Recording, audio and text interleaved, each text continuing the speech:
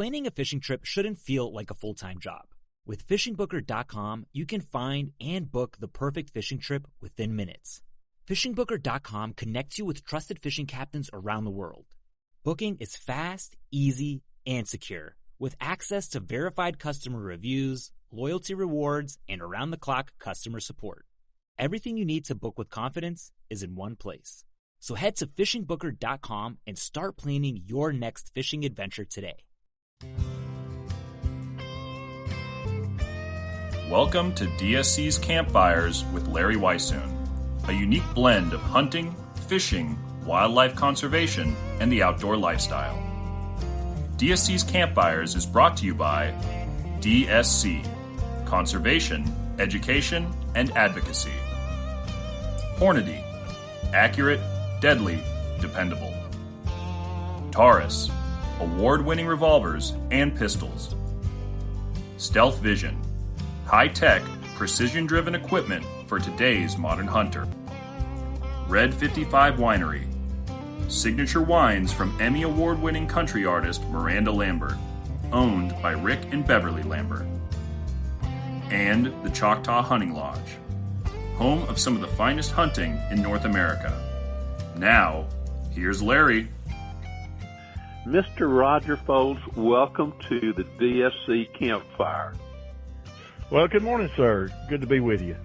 It is good to be with you. Generally, when we get together, we're at the DSC office or we're at one of the DSC functions where you and I kind of co-chair the Exhibitors Breakfast Greeters Committee. And I have to say that has been so much fun over the years, spending time with you there and getting to meet so many of those folks who are so supportive of DSC. True, and enjoy the time with you, and also, you know, the exhibitors and stuff. They recognize us after all these years of being there, and they're a familiar face to us, and we're familiar to them, which gives off part of the good vibes that we have with most all of our exhibitors. It really does, and as you mentioned, over the years we've gotten to meet so many of those folks, and you'd recognize them by the face and by their names, and I know you do the same thing. You've gotten to know some of their families, and first thing you know, it's like we like to say about DSC, it's a big family reunion. Before we talk about some other stuff dealing with DSC coming up this summer, you are a chili cook, not just a chili cook, but a champion chili cook. Roger, and that's what I want to visit with you about. You know, I've been to so many hunting camps. I know how you have as well. Been to a lot of homes, particularly out through the Southwest and even different other parts of the country and the world.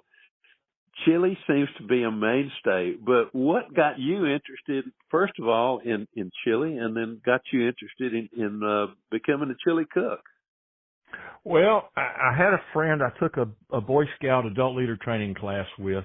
The class is called Wood Badge, and it's a couple-week course, and it's a lot of fun. But he had been down to Terlingua and cooked chili and done show, and one day it was coming up, and he said, "Well, come with me." Well, I went down there and saw it all, and I said, "I can do this." So the next year I got qualified. You have to get qualification at various smaller cook-offs to cook in the championship round. And it varies by state how many points you need. But going back to the start, chili competition started in about 1967. And it all started in Terlingua. There are now 3 chili organizations, Chili Appreciation Society International, or abbreviated as CASI, C-A-S-I, ICS, International Chili Society, and Tolbert, or the original Behind the Store. And when it started, it was a get-together to try to sell some property. There was, I believe, Carol Shelby owned all the, owned a bunch of land down in the Terlingua area, and it was a publicity stunt. And I'll be darned. There was people from Texas and somebody in New York. I can't remember the name off the top of my head right now, said, "I'm the best chili cook," and he put it in print somewhere, and so it was a challenge, but it was primarily a publicity stunt. So from that point in '67, it branched off, and first of all, Carroll Shelby, yes, that Carroll Shelby, was involved, and he broke off part of it and moved to California. And that's the ICS, International Chili Society. Yes, sir. The other two were together till about '83, and then they broke up. And technically, by the number of cook-offs and the number of people that cook in the championships, Chili Appreciation Society International is the largest. I would say that ICS is second and Tolbert is probably third. But they each have a little bit different rules on how you get qualified, but all of them you have to be qualified to cook in the championship. And I was very blessed in 2004 to win the Cassie Championship. And the same day, I placed second in the Tolbert Championship, which is 9 miles down the road. And the turn-in time at both of them is exactly 12 noon. So it's, to get between the two is a little bit tough, but, I was very blessed one day, first in the biggest and second in the second largest. So, one nice thing about the competition chili cook-offs is every individual cook-off you have during the year, has a charity as a sponsor. And money is donated to different charities. It can be a chili cook's family who's had a house fire and needs some help, or it can be something as big as veterans associations, or Red Cross, or Cancer Society. It can go from almost personal to the large charities. But we always give some money and help out the community we're cooking in. Okay, being a chili cook-off person, but also being an absolutely great cooker or chef or cook, whichever you prefer, what is your definition of chili? I mean, I've hunted in a lot of different places, and I've eaten chili, quote unquote, a lot of different places, and it seems to be a little bit different every place that I go. So, what in your opinion is what constitutes chili? What is real chili? Well, what we're cooking in competition is not necessarily what you're going to cook at home or a hunting camp. In competition chili, now I'll first go with red chili. All the judges are instructed. All the judges at these cook-offs get instructions on what they're looking for. Right. And so on.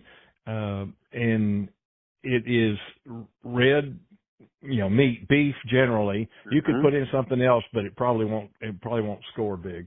And they want to see gravy and meat. They don't want to see any floaters, no chunks of onion, no chunks of tomato, no chunks of garlic or anything like that. So we all use ground spices. Now, if you're at home, you may do it with chopped onions and chopped peppers and stuff, and minced garlic. But competition, for one thing, we're trying to cook the same thing with slight variations maybe over and over again. Right. To get the taste that we're looking for, that we think the judges want. And judging varies from town to town and from state to state. So far, I've cooked in 23 different states, Mexico, and the Virgin Islands. Oh, my goodness. Roger, I've lost you. No, you haven't. I'm here. Okay. We're recording this over the phone, ladies and gentlemen, so unfortunately we've got a little bit of interruption there. I lost some of the things you were saying. You're talking about the spices, and is chili supposed to be really hot? Is it supposed to be mild, or are there variations, or when you're cooking for a contest, are there different divisions of it as well, too? Well, with the ICS, the International Chili Society, they cook and have competition in 4 different categories: normal red, home style, which really can be anything, but it must have beans in it; verde, really? which is which is green. Verde is green. And we now have a veggie chili, which you cook something called impossible meat. I've never cooked it, and I'm not really planning on trying it. But, it's you and I are not that much of a vegetarian. We like our vegetables, but I'm not going to go to something called impossible meat. Look in the freezer compartment in your store the next time you're in the grocery store and look it up, and you'll see there's a glob there of something that's supposed to replicate meat. I'll be darned. I didn't realize they had gone to that extent. Yeah. Oh, yeah. Now, the other two, Cassie and Tolbert divisions or organizations, if you will, only do red chili. And you ask about heat. Heat's going to vary a little bit. And you will find as you're cooking chili sometimes the weather can influence you, and the humidity and the overall temperature can influence your cooking. But primarily you want, what we tell the judges is, first of all, you want, when you swallow it, you get a taste on your tongue, you get some heat, and then after you've swallowed it, you get a little bit of what we call back heat. And all of a sudden, here comes another little taste. Now, you can't make it too strong or too hot because you won't get past the first round of judging. You've got to be a little bit mild, but you also have to be aware of, like in a big cook-off, the general rule on judging is, say you had 100 cooks. Well, the first round of the cook-off is designed to eliminate 50%. And any ties. So out of 100, you might take 60 or so to the next round, and so on and so forth. And you have to add your spices according to when the turn-in time is, to make sure that after even an hour, like in the big championship cook-offs and the big ladies and men's states, etc., it may be hour and a half or more before you get to the final table of judges, and the chili's going to be cooled down a little bit by then in the cup, in your turn-in cup, and your spices still need to hold. So it's kind of almost a chemistry thing to get it right. Sound like there's a lot of art involved, if you will. To me, art is taking a whole lot of different scientific type regimens and combining them to create something. And basically, that sounds what you're doing with the chili. That's kind of right. But it's a fun event. Like I said, we're raising some money for charity, so we're doing some good in the world. And I get to see people that are just like DSC. I get to see some people from other states from time to time that I'm familiar with from the cook-offs, and we've become friends on the social media stuff and back and forth. And it's a gathering of friends, just like DSC is at the different cook-offs, especially the large cook-offs. Right. Now you mentioned there was a category with beans as well too, because a lot of times I'll mention chili, and I love doing this because it creates an argument between a lot of different people. They go, "Oh, you can't chili that has no beans," and the other guy goes, "Well, I grew up with beans in my chili, and I will not have it any other way." That's really interesting. Wonder why they created that kind of category. Was it because of the arguments that people have about whether chili should have beans or not? I don't know the origin of it, but like I said, ICS is the only one that has the competition in that. But one of the reasons that they have, one of their big sponsors is a small company called Bush's Beans. Oh. But beans are protein. They're a filler. And if you're at home and you're cooking regular chili, and all of a sudden 2 more people show up, beans are a way to extend the dish.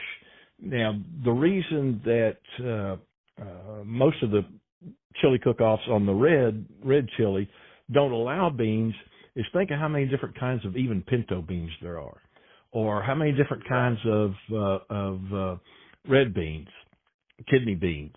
And you could put a certain quantity in of a certain bean, and you could have a friend on the judging table that would be able to tell which one was your chili.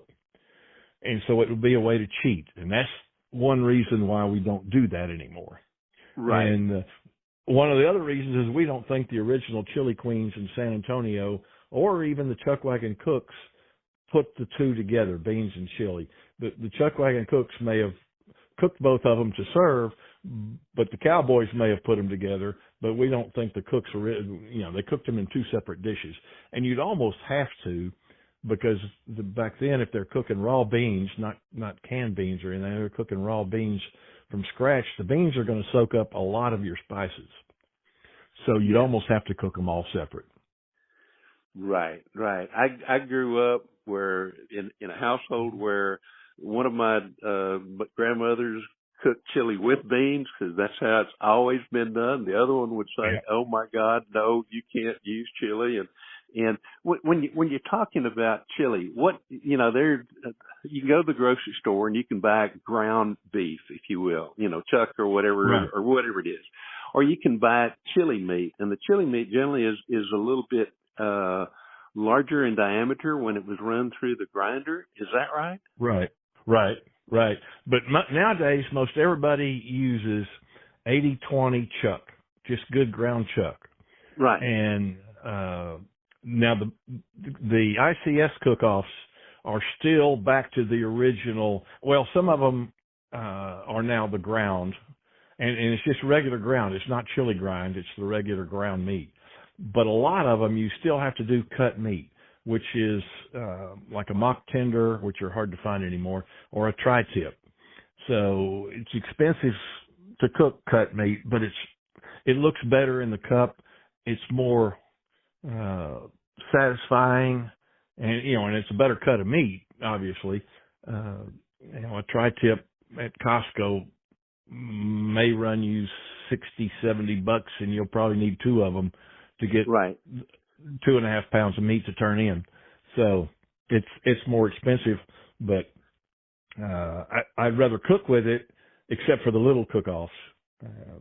Right. Yeah. Now when you're cooking chili, from the time that you start to the time that it is a finished product, whether it's going to be at the chili cook-off or whether it's going to be something that you're cooking for some friends at home kind of thing, how long a process is that? Does it take a long time to cook chili such as what you're doing? Well, I'll give you the ICS version. They give you a 3-hour window to cook.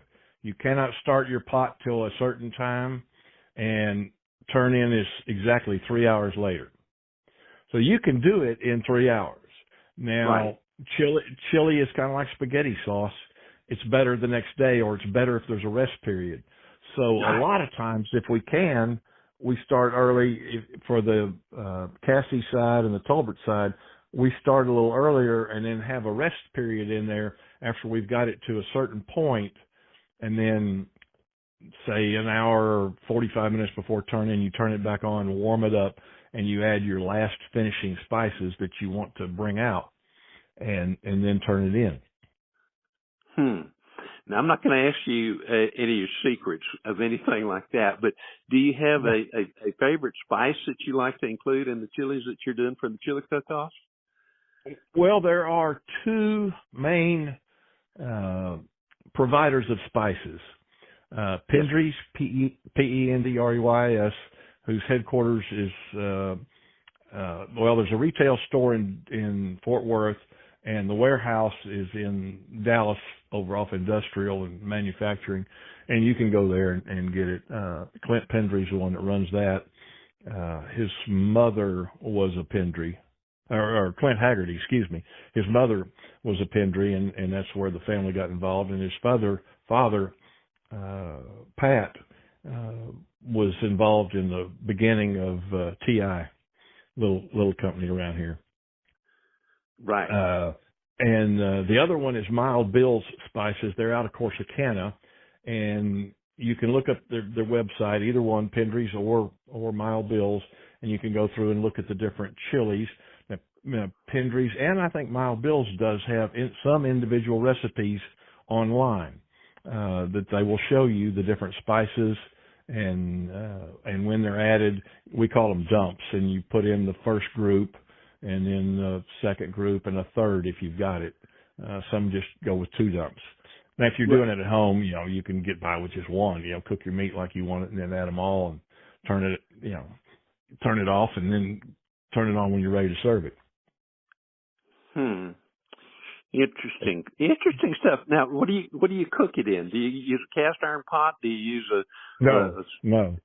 You don't use, and I cringe every time I see a new cook trying to cook it in cast iron, because the reason you don't is because you use tomato sauce as part of your base, and tomato sauce is acidic, and it will pull out a wang kind of taste out of the cast iron. So no, we don't use cast iron. I just use a 3-quart stainless steel saucepan, I guess you call them, and use that for cooking. And it seems to work fine. I like them with a glass top so I can look in without lifting the lids to see how fast it's cooking or slow, or you don't want it to boil unless you're short on time. Then you can really turn the fire up. But that's the general start of it. Most everybody uses some sort of saucepan like that to cook in. Right, exactly. Yeah, I've eaten it both ways, where it was cooked in a cast iron skillet, and I know what you're talking about. There's a little bit of different wang that you get out of it as opposed to, and that explains why it's done that way. Now, growing up, a lot of times that's the way my mom or my grandmother. Yeah. And I love cast iron. The same friend that got me involved in chili also got me to collecting cast iron, and I have, I don't know, pushing 100 pieces of old Griswold cast iron. I have everything from a size 2 to a size 14 skillet. Oh my goodness! Yeah, plus you Dutch got ovens and stuff. So. Oh yeah. The kitchen will never blow away. There's too much iron in there. Yes, sir. Well, it sounds to me like you like to cook in a cast iron skillet when you're not doing the chili thing. I do. At home, there's one on the counter almost all the time on the front burner of the stove, just sitting there. Now, you mentioned those different organizations. I know that those are the three. They sanction different cook-offs, don't they? To where you can get into, and that, I know we were looking at a chili cook-off one time at one of the Luke Clayton things, and you said, I'd love to cook in it, but there's no way to get points out of that, and meaning that to qualify for the bigger contests. But for the championships, yeah, people can go online and look up chili cook-offs and chili cook-off organizations and find these information about the 3 different organizations that you mentioned. I'm pretty sure of that, right? Right. And it's not that hard to get it sanctioned on a Tolbert or a Cassie cook-off.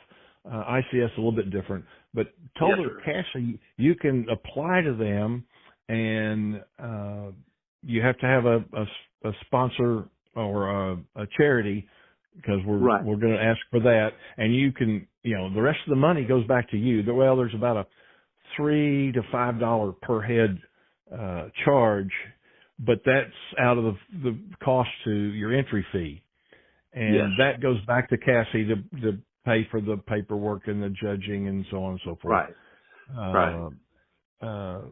But you can do it. The only thing is you have to have it advertised in our newspaper, which goes out monthly. It's all electronic nowadays, but it has to be advertised 30 days before the event, and that's the only rule. But so if you want to start a cook-off for May, you're behind. But if you want to do one in June, just go on the Cassie site, and which is CASIchili.org or net. I can't remember exactly which one. Okay, I'll look it up, put it in the show notes. Yeah, look it up, and it will take you there. Well, that sounds fantastic. I look forward to getting you in a hunting camp somewhere. And you had at one time provided some material, if you will. I'm talking about spices and all that kind of thing to both Luke Clayton and I that we used. And oh my God, was it fantastic chili. So we need to get you in a hunting camp where we can do that. I'll be happy to go. Yeah.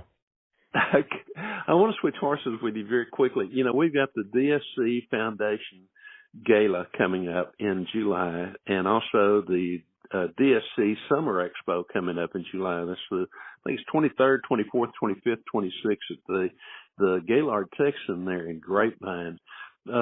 You've been involved with DSC for a long time. Long served as the secretary for the DSC board of directors as well too. That show, from what I saw last year and what we're hearing about this year, should be an absolutely fantastic opportunity for people to kind of get together again in the Dallas area while we're still waiting to get back into the Kay Bailey Hutchison here in about another 2 or 3 years. But what's your advice to somebody that might want to come look and see what's going on at that show? Well, yes, sir. Last year was the first year we did the summer show, and because of what you mentioned, they're tearing down our normal event site, the Kay Bailey Hutchison, and now they've got most of it torn down. They've still got Section A and B left, so they can do some small shows and stuff, but not the size that we require. So we went out to the Gaylord, and last year it was a 3-day event. This year it's a 4-day event, and includes Sunday. So, which means you and I have to do breakfast again an extra morning, but that's all right. and the Gaylord has got so much stuff out there in the vicinity for the family. And with the extra day on Sunday, you can come out, the kids can go to the water park or whatever, and you can go through and like, there's all sorts of vendors there. There's vendors for the hunting, there's vendors for fishing, there's jewelry, there's artwork for sale, some beautiful artwork. And there's almost something for everybody, and it's family oriented. So it's a fun event, and I'm looking forward to doing it again this year. This will be, going into 27 when our normal convention will be the 19th year I've done Move In, Move Out. And I did get to chair that for a while and co-chair it, and I finally got my name off of that. So, but I still like to, and it's like we do at breakfast. You meet the vendors and you help them get in and out and become more acquainted with them, and it's something that they really appreciate because other shows don't help like we do. No, they really don't. And the other side of all that is you do not have to be a member of DSC to attend with you and your family. And the daily rates are extremely low. And as you mentioned, there's so many things to do for people that attend that. I mean, there's all kinds of activities going on during the day. And we're just now starting to learn about some of the things that are being added, and people can learn more about all that by going to either the DSC or DSC Foundation websites. And the DSC Foundation website is dscf.org, and of course the DSC regular organization, their website is www.biggame.org, and you can learn all about those two organizations there. The DSC Foundation is kind of the granting arm, or it is the granting arm of DSC, and I will say that last year through that organization we granted a little over $1 million, and we will have our DSC Gala fundraiser the night, I think it's the 25th, which is the Saturday night. Saturday night. Saturday night, and again, their tickets are on sale right now for that thing. It's unfortunately will be somewhat limited because the total space available, but they can also get their hotel taken care of right now as well too, and register. So I want to invite anybody that can hear this or anybody that can tell other people about this to please do so. Yes, sir. And for the foundation, this is the Saturday night banquet and auctions, which you can bid on some great different hunts and fishing trips and jewelry and furs. There's a lot of things you can bid on for that other person, that special person in your life, no matter which way, male or female. There's a lot of good things to bid on, and you can get a lot of them at below what would be considered a retail price. So. Yes, sir. And if they can't attend, we're very fortunate. We deal with the onlinehuntingauction.com group, and for both DSC and DSC Foundation. And here for too very long, they can go to onlinehuntingauctions.com and look up the DSC Foundation Gala, and there may be a little bit of an auction for DSC one of those other nights there as well too. And you can learn more about the auction items and actually just register there. It's a secured site, and you can register there and bid on it. And oh my gosh, no telling what you might end up.